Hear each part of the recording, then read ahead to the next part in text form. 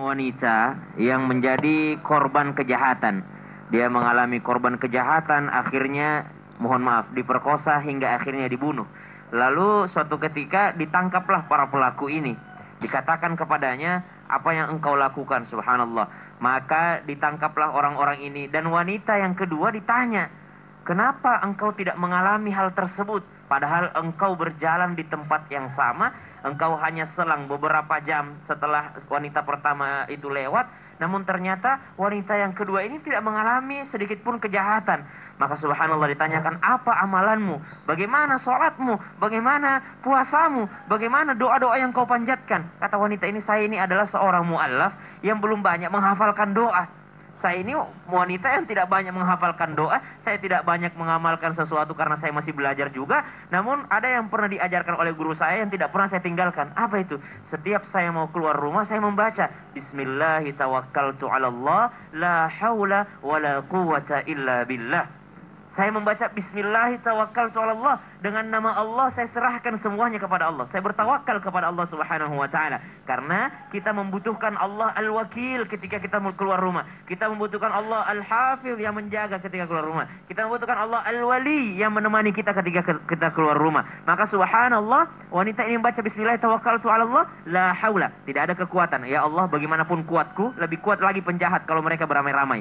Bagaimanapun penjagaan yang kulakukan, mungkin di luar sana kejahatan lebih luar biasa kuatnya. La haula, tidak ada kekuatanku ya Allah. Wala quwata, tidak ada pula daya dan upayaku ya Allah. Illa billah, kecuali dari Allah Subhanahu wa taala. Maka dikatakan, siapa yang membaca doa ini, maka Nabi SAW mengatakan dalam sabdanya, hudita, Allah berikan petunjuk kepadanya. Orang tuh kalau keluar rumah, kalau kita pakai, mohon maaf, pakai maps, itu kalau pakai maps masih aman-aman aja. Tiba-tiba lobet atau jaringan hilang di dalam hutan, subhanallah, paniknya minta ampun. Maka kata Nabi SAW, orang pertama dikasihkan hudita. Orang membaca doa tadi, Allah berikan petunjuk kepadanya.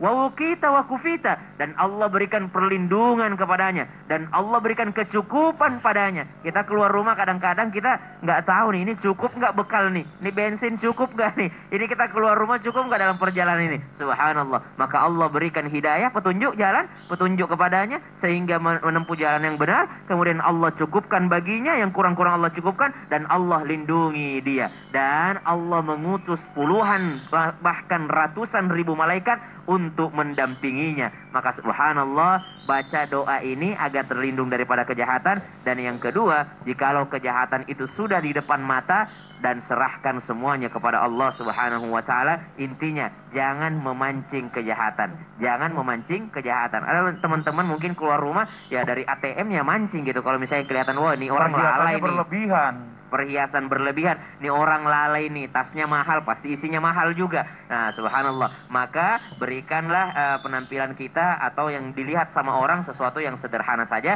untuk menghindarkan juga daripada kejahatan. Amin. Dan kita bersiap-siap insya Allah. Ya Allah. Dan saya pernah ya, maksudnya setiap hari kita mengamalkan itu, dan beberapa kejadian di depan saya mungkin tadinya harus tabrakan pas banget di depan mobil saya. Subhanallah. Itu biasanya terjadi di kita. Kemarin istri saya